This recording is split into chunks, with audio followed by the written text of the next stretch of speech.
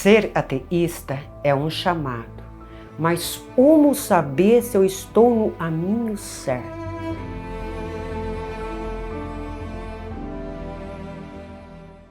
Olha, eu acho que a primeira coisa que a gente tem que pensar é um elemento muito prático, pedagógico. Se a pessoa consegue transmitir conhecimento. Isso vale para qualquer pastoral. Por exemplo, fulano de tal quer ajudar na pastoral da liturgia na leitura, mas a pessoa lê muito mal. Ela não deveria estar ali, ela tem que achar um outro trabalho. Cada um de nós precisa encontrar, primeiramente, digamos assim, o seu métier, saber onde que eu funciono melhor. Então, primeira coisa para saber se eu sou um bom catequista é verificar as minhas habilidades de transmitir conhecimento. Inclusive, na pedagogia, a gente diferencia ensinagem de aprendizagem. Ensinagem é a capacidade de falar bem, ensinar, passar. Mas a aprendizagem é verificar se o aluno realmente está aprendendo. Acho que a gente tem que aplicar isso na catequese também. O catequista não só deve ser um bom orador sacro, mas ele deve ter a capacidade de gerar aprendizagem no outro. E me motivou mesmo foi a palavra de Deus. E o convite também, né? Me recordo quando a Dona Francisca era uma vizinha, e ela me convidou. Parece que eu não iria ser ateísta, enfim. Só que naquele momento eu estava muito ligada na palavra de Deus mesmo, né? Iria participar da liturgia, proclamar a palavra, enfim. Mas acabei aceitando o convite. E a partir de então eu comecei ela me acompanhou, eu fiquei durante um ano, né, olhando, né, aprendendo com ela, vamos dizer assim, olhando os pontos que eu deveria, como ateísta, que ainda não era, eu estava em formação, eu poder trabalhar aí sim, do meu jeito, do jeito que a igreja também estava pedindo naquela época, foi em 2001. Um conhecimento do conjunto da fé. Né? E para isso o catecismo da igreja é muito útil, como uma espécie de manual mesmo de estudo para o catequista, para lembrar que a nossa fé ela tem pelo menos aqueles 4 blocos do catecismo, né? A fé que eu creio, que eu pratico, que eu rezo e que eu celebro. Por quê? Existe uma tendência de a gente, como evangelizador, valorizar certos aspectos. Ah, eu gosto mais de oração, então eu falo só de oração. Ah, eu gosto mais dessa parte da moral, então eu só falo dos costumes. E o catequista precisa passar por tudo. O catequista é ensino fundamental da fé. Ele não pode querer especializar demais, fazer um super curso de santidade, às vezes assim focando muito em adoração, missa, etc., e perder, por exemplo, lá os 10 mandamentos ou a Sagrada Escritura. O catequista precisa ser uma pessoa que pratica a fé. Pratica em que sentido?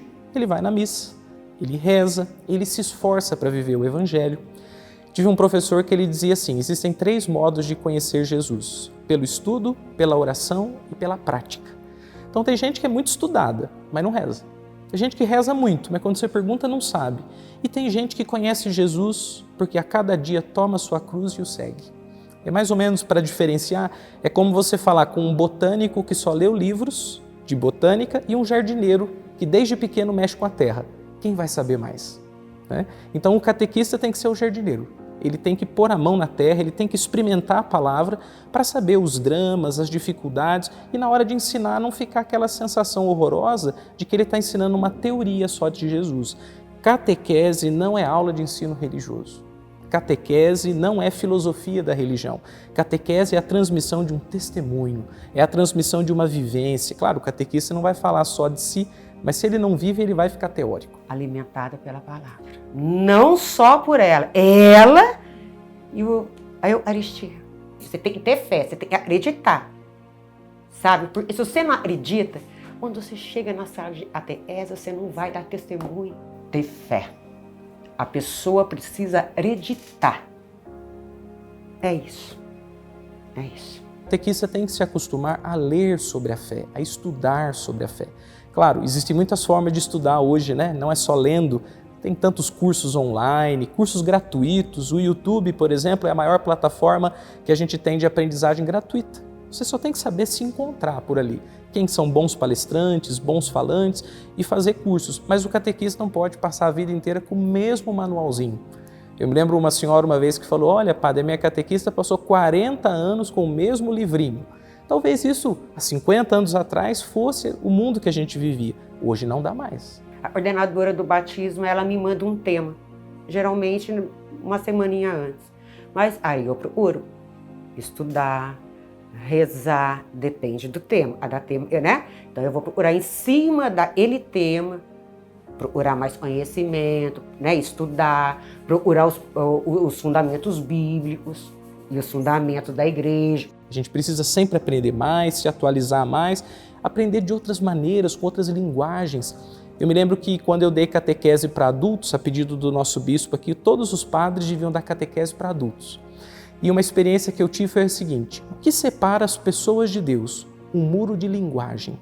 Se você tem uma linguagem que dá conta daquele público, as pessoas chegam para Deus. Diz que esses dias eu vi até uma frase do Mazzaropi, o famoso aqui da nossa região, daqueles filmes, que ele dizia assim: o que me garantiu a minha fama é que eu falava a linguagem do meu povo. E Santo Agostinho, para falar um exemplo mais religioso, dizia assim: o evangelho deve ser anunciado para ser entendido. Não é só anunciar. A pergunta é, estamos falando do jeito que eles compreendem? Então, aprender sempre para ter uma linguagem para eles. Eu sou uma pessoa assim, muito profunda.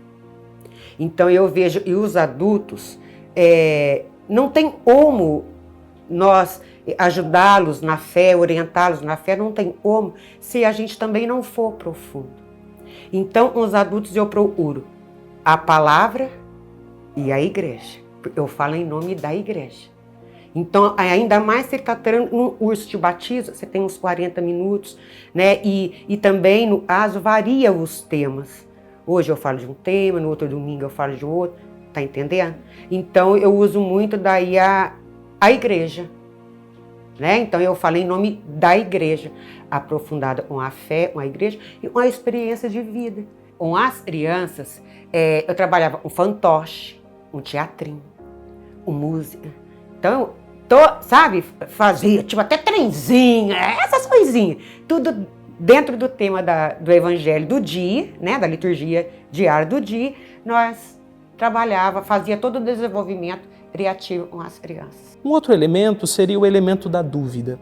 Nossos catequizandos têm dúvidas e nós também temos. Então, assim, a gente precisa levar muito a sério as nossas dúvidas para também levar a sério a deles. Não achar, não, por exemplo, um catequizando fala assim, eu não consigo entender Deus, não consigo acreditar em Deus. Daí a gente usa um argumento clássico, mas olha a natureza, que coisa bonita, como olhar para isso e não ver Deus? Para ele não faz sentido. Até porque a gente cada vez menos tem uma matriz rural. Como diz um amigo meu, a primeira vaca que um catequizando viu foi no Minecraft. Ele não tem essa experiência da natureza. Então, para aquele catequista que nasceu lá na roça, no interior, e fala, nossa, que beleza a natureza, eu vejo Deus. Mas o catequizando, às vezes, não consegue ver Deus. Então, é preciso levar a sério a dúvida dos outros. Acho que, para usar um exemplo, é mais ou menos como o psicólogo. O psicólogo, para ajudar o seu paciente, ele não vai se basear só na sua experiência. Ele tem que entender o paciente. O catequista também tem que entender o seu catequizando. Eu percebo, e as crianças, até mesmo pela inocência, elas questionam. E elas saber o porquê. E isso eu vejo uma diferença muito grande. Os adultos, eles têm os questionamentos deles, porém, eles têm vergonha. Agora as crianças não. A formação nos ajuda muito, como eu disse, nós somos ateístas, nós somos voluntários. Então nós recebemos da arquidiocese, da paróquia, formações, né, para poder ajudar a gente. Eu não sou sozinha, eu sou uma comunidade, até mesmo sanar as dúvidas. Outro critério é valorizar muito a dimensão etária, né? Uma coisa é catequese com criança, outra coisa é com jovem, outra coisa é com adulto. Porque às vezes dá a impressão assim, adultos infantilizados pelo catequista, mas também crianças entrando em temas muito sérios, assim, a criança entrou na sementinha, outros lugares chamam de uma espécie de prezinho da catequese, já estão falando de aborto. Calma, não é etapa. A gente tem que levar muito a sério as idades e as demandas daquela idade. Ai, padre, mas como é que eu sei isso? Primeiro é o estudo, chama catequese etária, e faz tempo que a gente estuda isso no Brasil.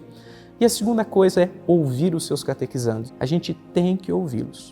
O Papa Francisco insistiu muito nisso, né? Para a gente evangelizar, a gente primeiro tem que escutar. Mas o que escuta que é essa? Não é uma escuta artificial. Não é só uma boa educação, é uma escuta para a gente entender quem é esse sujeito que está diante de mim. Agora a gente tem que estar preparado, porque quando a gente escuta, vem a verdade. E quando vem a verdade, a gente pode se desesperar, falar, meu Deus, que mundo é esse? O que está acontecendo? No entanto, o Senhor nos chama a evangelizar esse mundo.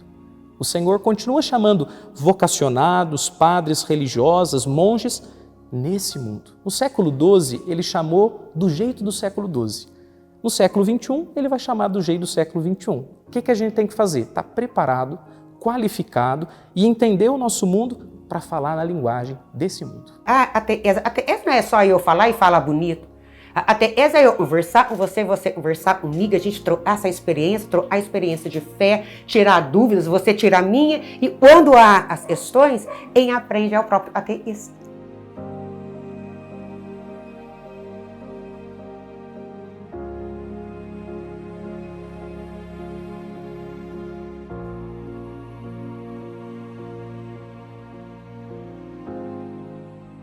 Busque sempre formação, seja leitura, seja curso, seja na paróquia, seja numa faculdade, mas esteja sempre em reforma, você catequista.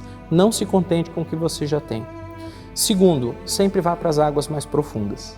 Para você poder ajudar alguém, você precisa sempre estar um pouco acima, um pouco avante do outro. Senão, você não tem para onde levá-lo a mais. Se você não está nas águas mais profundas, como você vai levá-lo para as águas mais profundas? Só indicando? Não, mistagogia é, eu entrei no mistério, eu saí do mistério e agora eu posso levar outros comigo. Então a gente precisa ir primeiro para depois levá-los. E a terceira coisa, os catequistas têm que conversar entre si. Porque dá uma impressão assim, que são cursos livres. Cada catequista faz a sua catequese. Claro, é como na sala de aula o professor tem sua autonomia e seu estilo. Mas os catequistas, como professores, precisam ter esses conselhos de classe. Sabe, vamos conversar? Turma da primeira comunhão, vamos sentar junto e ver como são os nossos catequizandos, o que você tem feito, quais as suas ideias, o que dá certo, o que não dá certo.